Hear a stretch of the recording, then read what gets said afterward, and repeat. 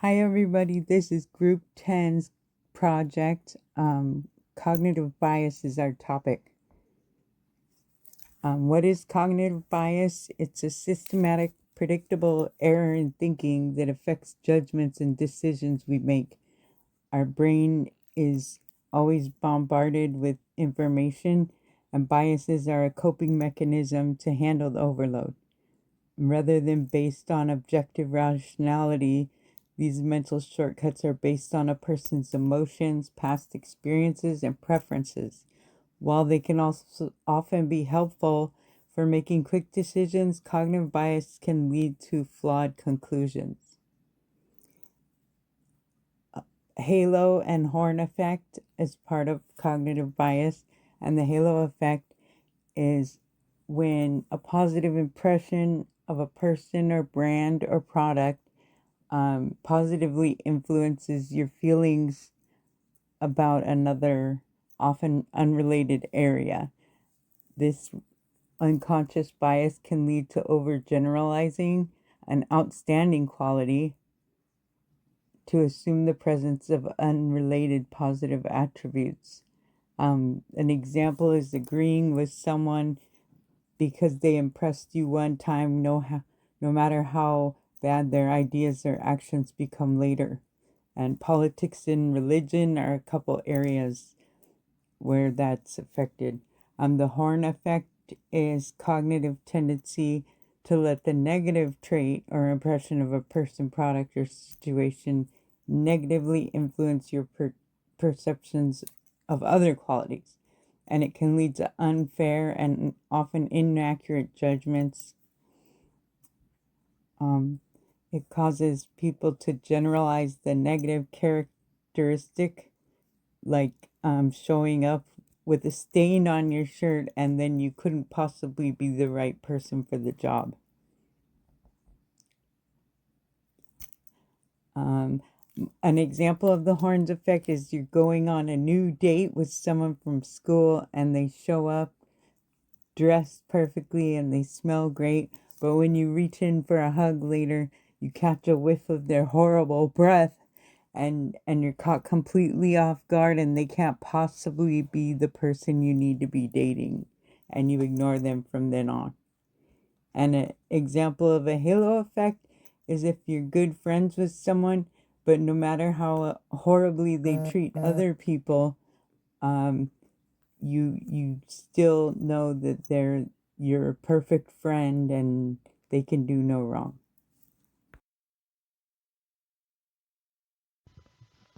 Hi, this is Laurie Smolinex. I did two slides. So my first slide is on schema bias. So what is a schema bias? A schema bias is when your memory fills in missing details using what's typical. For example, thinking a robber wore black because that is what robbers wear.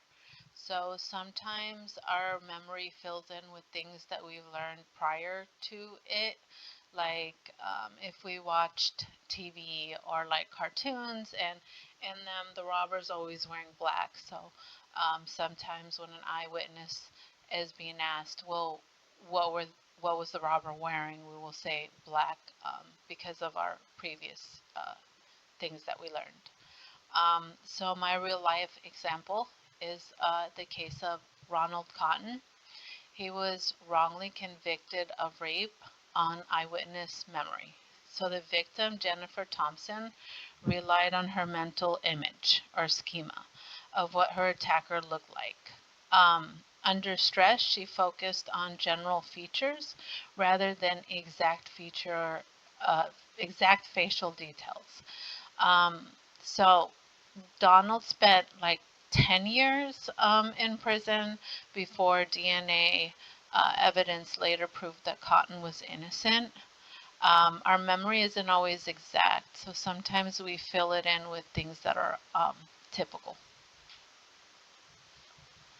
My next slide is confirmation bias. Confirmation bias is the tendency to favor information that supports um, what they already believe.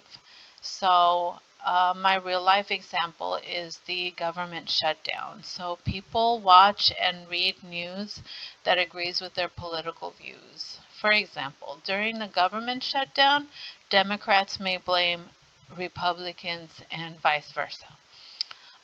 Each group focuses on information confirming its beliefs. So we've been watching the news about the government shutdown lately, and no matter who you're speaking or who you're listening to in the news, they're usually like bringing up things about like why they are right and the other party is wrong. Um, yeah, so that was my slides. Thank you. Magdala, memories, regularity, anxiety, and aggression. Processing social cues are playing a role in decision making and attention. Based on what I feel, this is going to happen in the new situation. Based on what I remember, what I recall, what the information gave it to me, this applies to the situation. Based on what I remember a coin looks like, I could determine which is actually the correct one. Availability heuristics overestimated the importance and likelihood of events given the greater availability of information. This whole circle is blue, and there's a red dot placed on it. Courtesy bias, giving an opinion conclusion that is viewed as more socially acceptable so as to avoid causing offense. I say it's a blue moon. They say it's a face, the red dot on the side and the direct line going through it, like a robot face. Stereotyping. Because this blue red spot is with this blue circle, there must be some type of bluish that goes to it. And it's not just hanging out with it. No. Because you're associated with the blueness, because you're in the middle of the circle, birds of a feather flocks together. You're with them. So there's something blue about you. Representative heuristics. As we could have guessed, the correct answer is A. Making snapshot judgment, people rely on mental shortcuts to answer uncertainty quickly.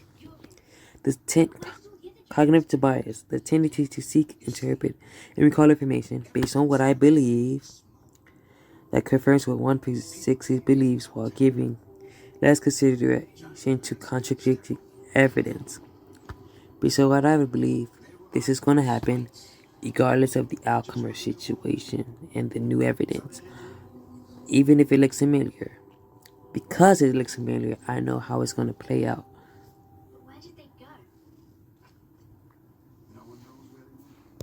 Like the giraffe. There. Based on what I've seen, I know that this line equals giraffe. Although it could be a new word that I meant, we obviously know with common sense that this word is giraffe. Thank you. Self-serving bias is a cognitive bias that we use to protect our self-esteem. Basically, it's when we credit ourselves for good outcomes but blame outside factors when things go wrong. For example, if someone gets a good grade in a test, they might say, I did well because I'm smart and because I studied. But if they fail, suddenly becomes the test was unfair or the teacher made it too hard. This bias helps us feel better about ourselves because it lets us hold on to a positive self-image. It keeps our confidence from dropping, but it doesn't always reflect the full truth of the situation. Even though self-serving bias can protect our self-esteem, it also has some negative effects. One big issue is that it can make people overestimate their abilities. If someone always credits themselves for success, they might start to believe they're better than they actually are. It also makes it hard to take responsibility for their mistakes. When someone is constantly blaming outside factors, they avoid learning from where they went wrong, and over time, this can lead to them being held back from improving or growing. Another effect is on relationships. If a person never admits when they are wrong, other people may see them as defensive or unwilling to take accountability, which can lead to conflicts or misunderstandings. So overall, while a self-serving bias can protect our feelings, it can also get in the way of honesty, self-improvement, and healthy relationships. Optimism bias. Okay, so my first slide is about something called the optimism bias. Basically, this is when people believe that good things are more likely to happen to them and bad things are less likely. Even if the actual odds are the same for everyone, our brains convince us that we'll be fine. So, for example, someone might think, I won't get sick, or I won't crash my car, or I'll definitely pass the test even when they didn't study. This bias can actually help with confidence and motivation because thinking positively makes people feel more capable. But the downside is that it can also make people ignore warning signs or take risks that they really shouldn't. Overall, the optimism bias basically shows how our brains like to focus on the best case scenario, even when reality isn't that simple. Negativity bias. So my second slide is about the negativity bias, which is pretty much the opposite. This is when people pay more attention to negative stuff than positive stuff. And our brains hold on to bad moments more strongly than good ones. So, for example, someone might get 10 compliments and get one rude comment, and they'll only remember the rude one. This bias comes from evolution, since paying attention to danger helped people survive, but in modern life it can make us overthink, stress out, or take criticism way too personally. The negativity bias affects how we feel, how we see ourselves, and even how we make decisions. Bad experiences just hit harder and stick longer than good ones.